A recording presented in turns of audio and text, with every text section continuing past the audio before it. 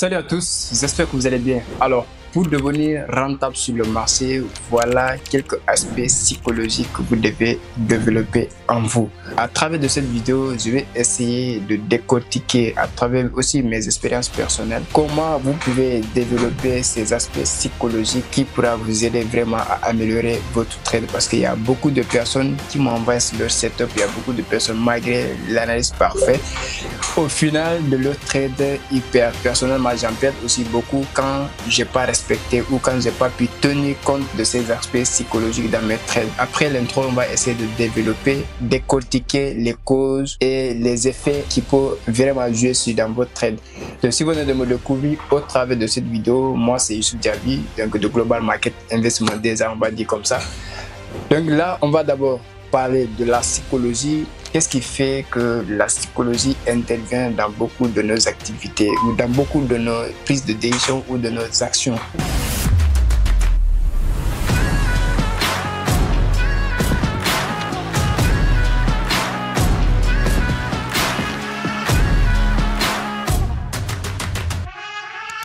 Alors, la première des choses que vous devez comprendre, vous avez fait une vidéo sur la programmation, mais il va falloir comprendre aussi comme ça que quand on est trader, il faut beaucoup miser sur le développement personnel que plus sur l'analyse technique. C'est vrai que l'analyse technique nous permettra non seulement de prendre des positions dans des zones intéressantes de façon précise, mais je pense que la prise de décision est le plus important. Qu'est-ce qui nous pousse à prendre des décisions? C'est des facteurs importants que nous devons vraiment prendre en compte.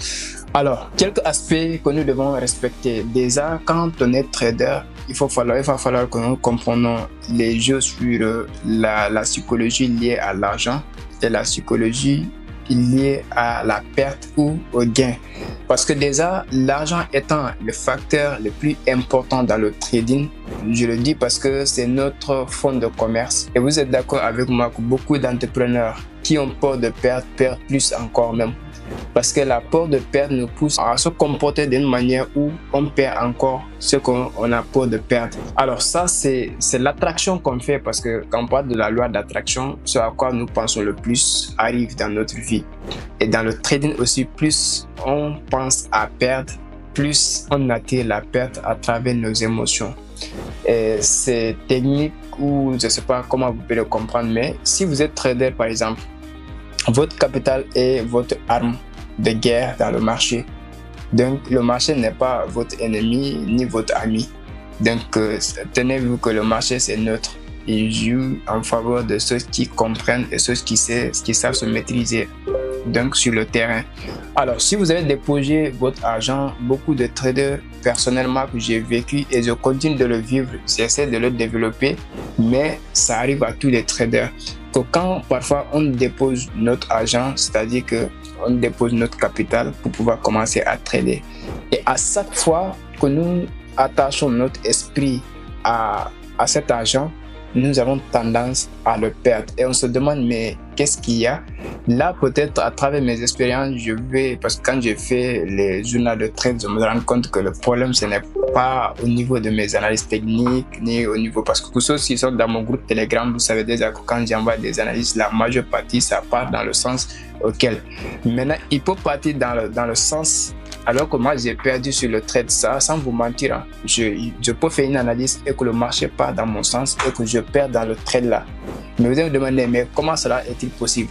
C'est pour cela il y a beaucoup qui me demandent est-ce que vous avez des groupes signaux? Je n'envoie pas de signaux parce que les signaux, j'ai compris à travers aussi mes expériences l'année 2023, début 2023 jusqu'au mi-2023, j'avais un groupe de signal où j'envoie des signaux réguliers. Mais dans ce signal, le même signal, moi je fais des gains, et tandis qu'il y en a certaines qui font des pertes. C'est le même signal qu'on a pris ensemble, mais il y a des gens qui perdent et il y a des gens qui gagnent. Après évaluation, j'ai vu que la majeure partie des gens perdent d'argent à travers les signaux. Et tandis que moi, mes performances sont élevées et certaines personnes aussi. Quand j'ai fait des évaluations et tout, la majeure partie c'est lié à la psychologie et la gestion d'émotions face au mouvement du marché. Et ça, j'ai toujours fait des vidéos sur ça et la répétition est pédagogique. Donc aujourd'hui, j'ai aussi approfondi et détaillé selon mes expériences de la semaine ou des 2 semaines passées, voire les 3 semaines passées, ou on peut dire même le mois passé, que ça arrive à tous les traders, que si on s'attache trop à l'argent lors de notre trade, on risque de perdre parce que il y a des décisions qu'on prend et qui est émotionnel. Que ça soit dans le trading, que ça soit dans une relation, que ça soit dans d'autres activités. Si vous vous attachez trop à la sauce, c'est l'émotion maintenant qui joue. Ce n'est pas la raison, ce n'est pas l'esprit qui fait la différence, mais c'est l'émotion maintenant qui prend l'ampleur. Et dans chaque acte que nous faisons, dans chaque action que nous menons, quand c'est l'émotion qui prend le dessus, la majeure partie, ça va jouer contre nous. Et vous faites le constat, que ce soit dans une relation amicale, amoureuse, relation de partenariat. Si vous avez mis l'émotion de dessus, vous allez voir que la majeure partie, ça va jouer sur vous-même. Et dans le trading, c'est pareil. Si vous avez mis l'émotion de dessus, vous n'allez pas prendre des décisions de façon rationnelle, vous n'allez pas agir de façon cohérente. Et ça fait que beaucoup de traders, malgré leur analyse technique, ils ont accumulé toutes les informations qui sont à leur faveur, qui ont donné la probabilité que le marché va partir dans leur sens. Ils perdent. Et on se pose la question, jusqu'à aujourd'hui, la réponse n'est pas claire quand même. Mais pour les gens qui ont compris la psychologie humaine, bon, j'étudie, j'essaie de comprendre dans le temps la psychologie humaine, mais selon ma compréhension, je peux donner 2 faits. Ça veut dire quoi? Que dès qu'on est trader et qu'on n'a pas la maîtrise de soi, parce que pour avoir la maîtrise de ses émotions, il va falloir que l'esprit, il va falloir que notre psychologie soit en dessus ou contrôle les mouvements. Il va falloir que notre esprit contrôle le mouvement. Mais si c'est l'émotion qui contrôle le mouvement, nous n'avons plus de contrôle parce qu'on ne peut pas maîtriser notre émotion quand c'est l'émotion qui est en dessus de l'esprit. C'est pour ça qu'on dit que quand le cerveau suit le cœur, on ne va pas voir les choses de façon rationnelle et on ne va pas raisonner. Mais quand c'est le cœur qui suit le cerveau, c'est-à-dire que le cerveau a déjà pris le devant, l'esprit contrôle la situation, ça fait qu'on ne va pas se laisser influencer par l'émotion. Et de là, il va falloir que les gens partent du principe que si on n'a pas le pouvoir de reprogrammer notre cerveau, si par exemple nous sommes nés dans une famille où donc on voit les choses autrement que la masse, parce que dans le trading, et on voit les choses comme la masse, parce que dans le trading, vous êtes d'accord avec moi que c'est la minorité qui gagne beaucoup d'argent que la masse. Et si vous regardez, sur 100 traders, il y a que peut-être 1, 2, voire 5% des traders qui gagnent de l'argent régulièrement et dans le long terme. Quand je dis régulièrement, ils encaissent des pertes, mais dans le long terme, c'est eux qui sont rentables. 95%, voire 99% de ces traders qui sont perdants. Et on se pose la question, qu'est-ce qui fait ça? Et si nous revenons de façon terre à terre à l'école, nous avons le même professeur, le même programme. Et on a différents étudiants, 100 étudiants, mais ils ne peuvent pas avoir les mêmes notes. La question à se poser, c'est que est-ce que le problème c'est le professeur? Est-ce que le problème c'est le programme? Est-ce que le problème c'est l'étudiant lui-même? La réponse, vous savez déjà que si tous les étudiants ont le même programme, ils ont le même professeur et malgré tout, ils ont différentes notes. Donc le problème, je pense que c'est les étudiants. Et là, il va falloir que chaque étudiant essaie de voir dans quelle mesure il peut se tailler donc, sur le rang des excellents. Et c'est ça dans le trading. C'est un métier à haut niveau que vous devez travailler sur votre développement psychologique, émotionnel pour pouvoir prendre le dessus. Et sur ce, ça va vous permettre de quoi? De vous reprogrammer d'abord, d'essayer de voir les choses d'un autre angle que la masse ne voit pas. Vous allez vous démarquer. Vous devez prendre le contrôle sur tout ce que vous devez faire sur le marché. C'est-à-dire que de façon psychologique, pas émotionnelle. Ça fait que maintenant, quand vous avez changé votre mode de pensée, ça veut dire que vous n'avez pas pensé la manière dont la masse voit l'argent. En tant que trader, vous ne devez pas voir l'argent de la même manière que la masse. En fait, ça vous permettra de ne pas s'attacher. Vous n'allez pas vous attacher à l'argent. Ce qui fait que quand vous avez déposé le capital, vous allez vous concentrer sur l'essentiel. C'est-à-dire quoi? Minimiser les risques, manager votre argent, mais ne vous attachez jamais à ce capital. Faites comme si ce capital est fait pour perdre, mais ne vous faites pas exprès aussi de le perdre. Donc c'est un jeu que, en vous expliquant, vous allez dire, mais comment faire déposer l'argent et faire que comme si je l'ai perdu et puis de ne pas vouloir le perdre. En fait, c'est que tu déposes l'argent, tu fais comme si déjà, parce qu'on dit, c'est pour ça qu'on dit que investissez un montant que vous êtes prêt à perdre. Et là, c'est psychologique que les gens ne peuvent pas comprendre.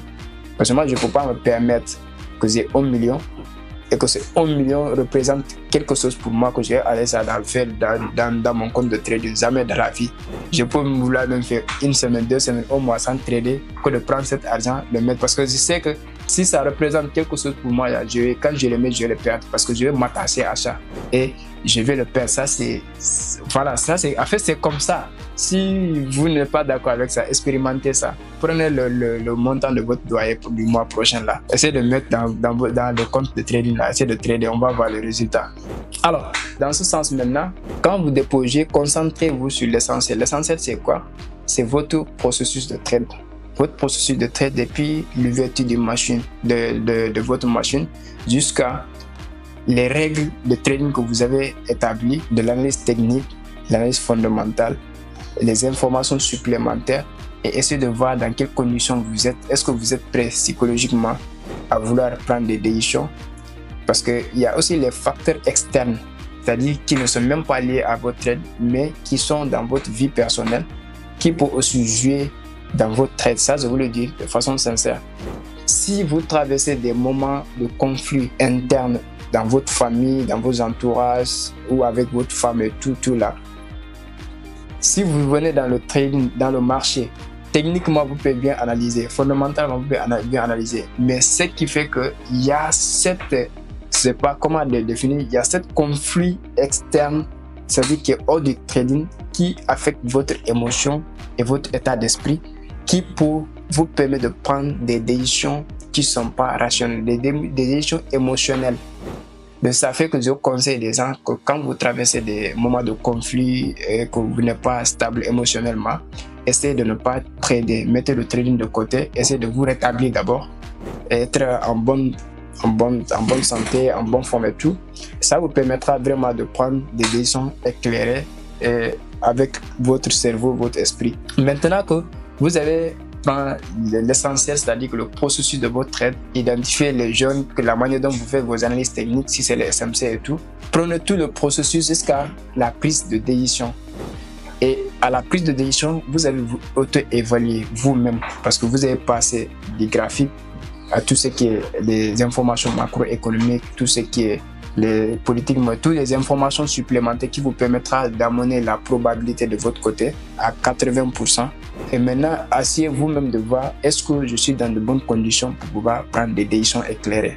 Si vous avez pris des décisions maintenant, calculez combien vous êtes prêt à perdre. Parce que je l'ai dit tantôt que le money management, c'est deux aspects, l'aspect technique et l'aspect émotionnel.